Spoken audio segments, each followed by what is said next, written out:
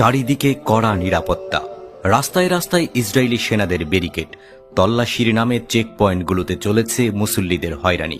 নিষেধাজ্ঞা, বাধা, রক্তচক্ষু কিছুই যেন আটকাতে পারল না ফিলিস্তিনিদের ইমানি দৃঢ়তা। প্রথম জুমার দিন ভোর থেকেই দলে দলে মানুষ রওনা দিলেন আল আকসা মসজিদের দিকে।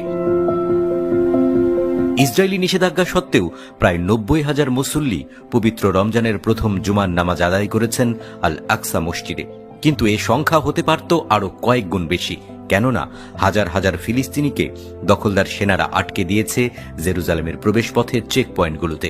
ইসরায়েলের ঘোষিত নিয়ম অনুযায়ী শুধুমাত্র 55 বছরের বেশি বয়সী পুরুষ, 50 বছরের বেশি বয়সী নারী এবং 12 বছরের কম বয়সী শিশুদের মসজিদে প্রবেশের অনুমতি দেওয়া হয়েছিল, তাও কড়াকড়ি শর্তে, অগ্রিম নিরাপত্তা অনুমোদন, কঠোর দেহ তল্লাশি ও সীমান্ত পারাপারের জটিল প্রক্রিয়া শেষে। তবে এসব নিষেধাজ্ঞা উপেক্ষা করেই আল আকসায় সমবেত হয়েছেন হাজার হাজার মুসল্লি। পূর্ব জেরুজালেম ও ইসরায়েলের আরব অধ্যুষিত শহরগুলো থেকে দলে দলে মানুষ ছুটে এসেছেন। প্রচণ্ড নিরাপত্তার মধ্যে 3,000 ইসরায়েলি পুলিশ সদস্য মোতায়েন করা হয় পূর্ব জেরুজালেমে।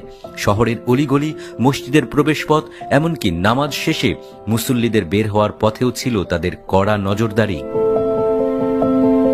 ইসরায়েলের সীমাহীন দমন নীতির বিরুদ্ধে মুসল্লিরা তাদের প্রতিবাদ প্রকাশ করেছেন প্রার্থনার মাধ্যমে।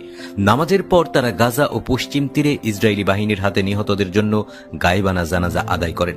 আল আকসার খতিব শাইখ মোহাম্মদ সালিম মোহাম্মদ আলী তার বক্তব্যে মুসল্লিদের সাহসিকতা ও দৃঢ় সংকল্পের প্রশংসা করেন। তিনি বলেন, ইসরায়েলি দমনপীড়ন আমাদের আল আকসা থেকে দূরে সরাতে পারবে না। এই মসজিদ আমাদের অস্তিত্ব, আমাদের পরিচয়ের অংশ। একে রক্ষা করা আমাদের ইমানি দায়িত্ব। অক্টোবর 2023-এ গাজা যুদ্ধ শুরু হওয়ার পর থেকে ইসরায়েল ফিলিস্তিনিদের আল আকসায় প্রবেশের উপর কঠোর নিষেধাজ্ঞা আরও বাড়িয়ে চলেছে।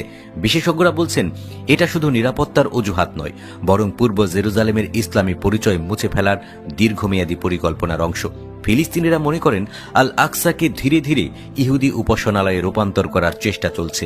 ফিলিস্তিনের ইসলামিক ওয়াকফ বিভাগের প্রধান শাইখ আজম আল খাতিব বলেন, প্রতি বছর ইসরায়েল নতুন নতুন শর্ত আরোপ করছে, ফিলিস্তিনিদের উপস্থিতি কমিয়ে দিতে চাইছে, কিন্তু আমরা জানিয়ে দিতে চাই, আল আকসা আমাদেরই থাকবে।